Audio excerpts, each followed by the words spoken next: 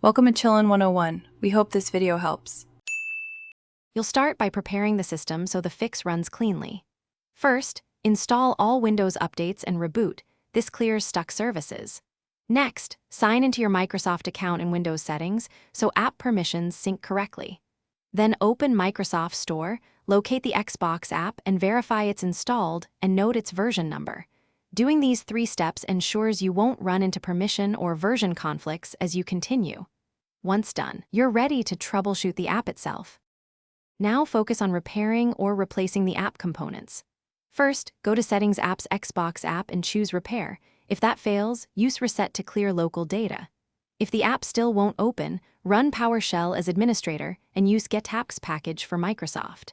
Xbox app then re-register or reinstall the package to restore corrupted files. Also run WS-Reset.exe to clear the store cache, because a bad cache often prevents installs. Make sure to restart Windows after each. Finish by confirming supporting services and permissions. Open services and ensure gaming services, Xbox Live Auth Manager, and related services are running. Start them if stopped. Next, check your firewall and privacy settings and allow the Xbox app and Game Pass services through. Blocked network calls can stop the app opening.